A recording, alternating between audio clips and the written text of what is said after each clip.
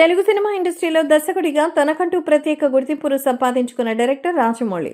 ఆయనకంటూ ఒక ప్రత్యేకమైన ఐడెంటిటీని క్రియేట్ చేసుకోవడమే కాకుండా యావత్ ఇండియన్ సినిమా ఇండస్ట్రీలో తనదైన రీతిలో సత్తా చాటుకుంటూ ముందుకు దూసుకెళ్తున్న ఏకైక దర్శకుడిగా పేరు తెచ్చుకున్నారు. మరి ఇప్పటి వరకు ఆయన 12 సినిమాలు చేస్తే 12 సినిమాలు సైతం సూపర్ సక్సెస్గా నిలవడమే కాదు, ఆయన సాధించిన ప్రతి విజయం ఒక్కో మెట్టు పైకెక్కి అతన్ని ముందుకు తీసుకెళ్తోంది. ఇదిలా ఉంటే ఆయన ఎంటైర్ కెరియర్లో ఆయన సక్సెస్ఫుల్గా నిలవడానికి తన భార్య అయిన రమా రాజమౌళి కారణమని ఆయన పలు సందర్భాల్లో తెలియజేశారు. నిజానికి రాజమౌళి కంటే 5 సంవత్సరాలు పెద్దయిన రమను ఆయన ఎందుకు పెళ్లి చేసుకున్నారనే అనుమానాలు అందరిలో కలుగుతాయి.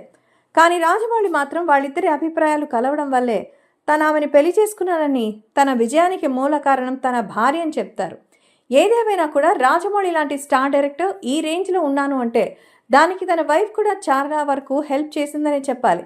రాజమౌళికి బాగా బద్ధకం ఉంటుందట. ఎప్పటికప్పుడు ఆమె రాజమౌళి సినిమాల విషయంలో ముందుకు నెడుతూ ఉంటారట.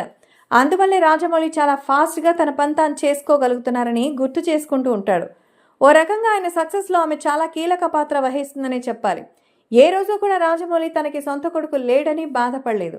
ఎందుకంటే రమా కొడుకుని తన కొడుకుగా యాక్సెప్ట్ చేసి తనతో ఇప్పటి వరకు ఏ గొడవ లేకుండా ప్రశాంతంగా ఉంటున్నాడు.